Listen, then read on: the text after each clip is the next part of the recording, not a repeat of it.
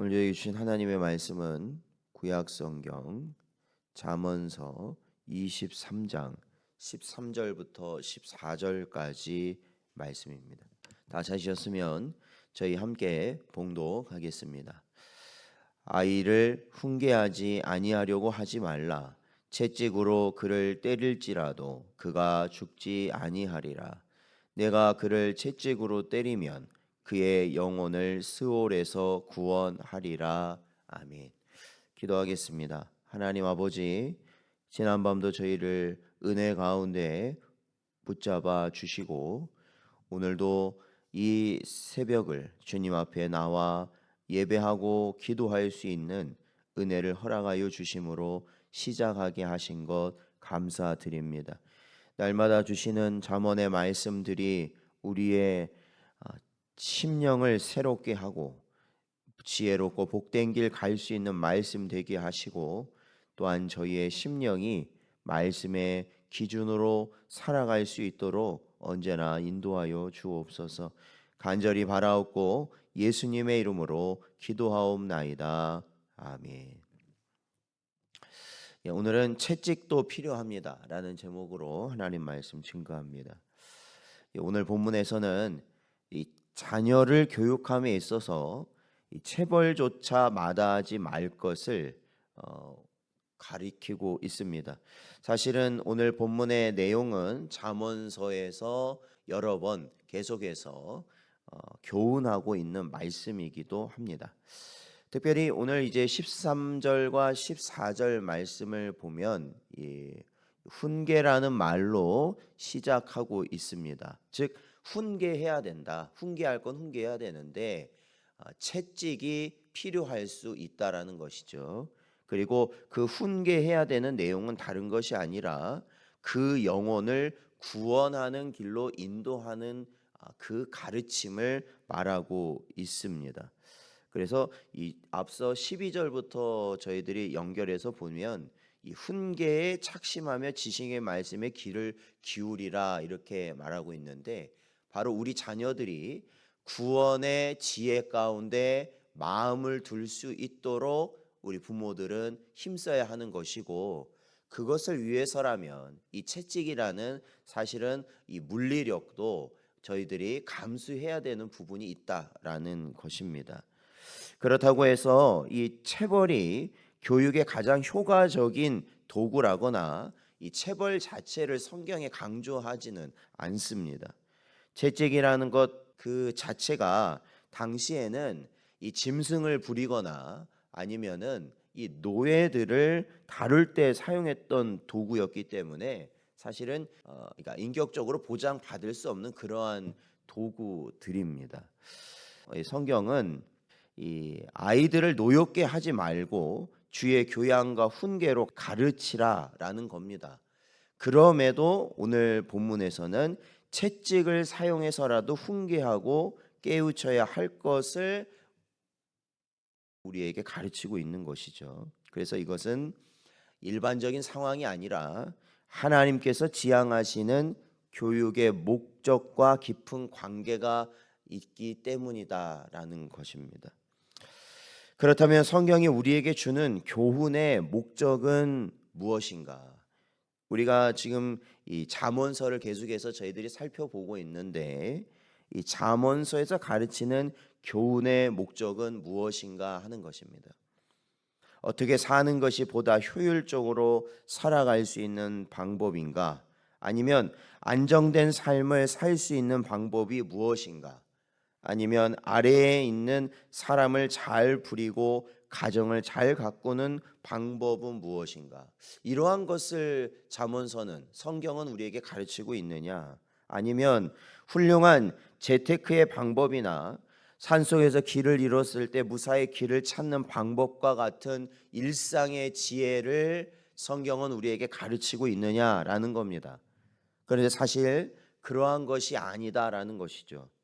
성경의 교훈의 목적은 보다 궁극적으로 어떻게 사는 것이 참된 구원을 이루는 것이냐라는 것입니다. 참된 구원을 이루는 것, 그게 중요하다라는 것이죠. 그리고 우리가 인생에 있어서 이 성공이라는 말을 잘 사용하는데 진정한 성공은 또한 무엇이냐라는 것을 성경은 우리에게 가르친다는 것입니다. 그렇습니다. 우리가 이 땅을 살아가면서 사실은 우리의 인생이 바로 세워지고 성공한 인생이 된다, 구원받은 인생이 된다라는 것은 우리 인생에게 주어진 실질적 위협을 우리가 해결하는 것입니다. 실질적 위협. 지금 현재 우리가 당면한 실질적 위협은 이 기후 재난과 같은 그러한 지금 세계 곳곳에서 일어나는 그러한 사람이 감당할 수 없는, 그러니까 많은 사람이 죽고 피해를 보는 기후 재난이 실질적 위협이 되는가, 아니면 중동과 동유럽에서 일어났던 이 확전 양상을 보이는 전쟁이 우리의 실질적 위협이 되느냐라는 것이죠. 그러니까 이러한 기후 재난이나 전쟁이 끔찍하고 우리가 반드시 피하고 싶은 이유는 뭐냐면 사람이 죽기 때문에 그렇죠. 사람이 많이 죽기 때문에 그렇습니다. 그러나 성경은 이 죄와 사망의 권세로 물들어 있는 이 세상은 어차피 사람은 죽는 것이다라는 것을 우리에게 가르치고 있습니다. 그러니까 전쟁으로 죽던, 아니면 기후재난으로 죽던, 아니면 살다가 죽던, 그러니까 다 죽는 거예요. 그러니까 죽음이라는 것은, 이 땅에서 죽음이라는 것은 실질적 위협이 될 수는 없습니다. 왜? 모두가 겪어야 되는 것이니까. 그러나 성경이 말하고 있는 실질적 위협은 바로 이것입니다. 히브리서 9장 27절 말씀인데, 사람이 한 번 죽는 것은 정해진 일이요 그 뒤에는 심판이 있다라는 것입니다. 무엇이 실질적 위협이에요? 심판입니다. 구원을 얻느냐 멸망을 하느냐, 그것은 우리에게 실질적 위협이 되는 순간이 된다라는 것입니다. 그렇기 때문에 사망 가운데 있는 모든 인생에게는 이 땅에서 단지 목숨을 잇는 것이 중요한 것이 아니라 그 이후에 있는 하나님의 심판을 준비해야 한다라는 것입니다. 그래서 하나님의 저주와 재앙의 심판을 피하고 영원한 생명을 얻으며 하나님 나라에 들어갈 수 있는가와 관련된 것이 성경에서 제일 중요하게 가르치는 교훈이다라는 것이죠. 성경에서 가장 중요하게 가르치는 교훈은 바로 그것이라는 겁니다. 그래서 이 성경의 교훈은 알아도 되고 몰라도 되는 지식이 아니라는 겁니다. 그렇지 않다면 그것은 영원한 죽음과 멸망에 직결될 수밖에 없는 너무도 중요한 문제다. 그러니까 이걸 모르면 결국 멸망의 길을 갈 수밖에 없고, 이 진리를 안다면 구원의 길을 갈 수 있게 된다는 겁니다. 그러기에 자녀를 죽지 않을 만큼 때려서라도, 채찍으로 내려쳐서라도 반드시 깨닫게 하고 알게 해야 하는 필수적인 교훈이 바로 하나님의 말씀이다라는 것입니다. 그러니까 성경은 그만큼 단호합니다. 왜요? 사는 것과 죽는 것이 달려있기 때문에 그래요. 이거는 그냥 이 땅에 살고 죽고가 아니라 영원한 삶을 살 수 있느냐, 영원한 생명을 얻느냐, 아니면 영원한 죽음을 얻느냐라는 것이기 때문에 그렇습니다. 신명기 6장 7절에서 9절 말씀을 보면, 내 자녀에게 부지런히 가르치며 집에 앉았을 때에든지 길을 갈 때에든지 누워 있을 때에든지 일어날 때에든지 이 말씀을 강론할 것이며, 너는 또 그것을 내 손목에 메어 기호를 삼으며 내 미간에 붙여 표를 삼고 또 내 집 문설주와 바깥 문에 기록할지니라 말씀하고 있습니다. 사랑하는 성도 여러분, 하나님의 말씀은 들어도 되고 안 들어도 되는 선택의 대상이 아닙니다. 예배는 드려도 되고 드리지 않아도 상관없는 이 택일의 문제가 아니라는 것입니다. 그것은 반드시 드려야만 하고 순종해야만 하며 알아야만 하는 우리의 생명과 미래를 좌우하는 이 절대적 진리이며 인생의 궁극적 가치이자 원리라는 것입니다.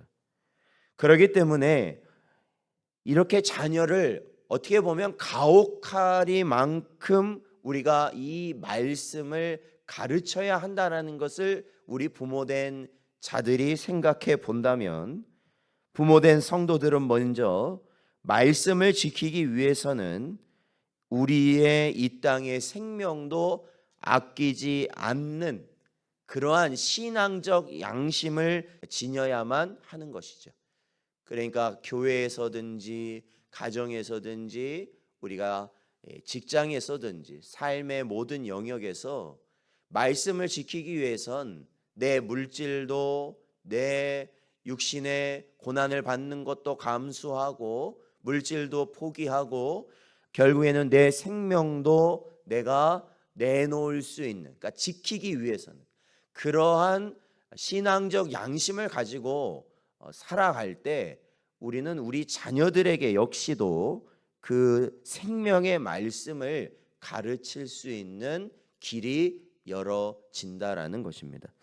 사랑하는 성도 여러분, 우리 자녀들의 이 땅에서 잠깐 누리는 호사의 목표를 두고 그것을 이루고 있다고 해서 만족해 하지 마십시오. 저들의 생명과 영혼을 위하여 채찍이나 체벌을 사용해서라도 깨우치고자 노력하며 힘쓰는, 저들에게 하늘의 진리가 새겨지기 위하여 기도하며 저들의 마음이 열어지도록 하는 여러분 되시기를 주의 이름으로 축원드립니다.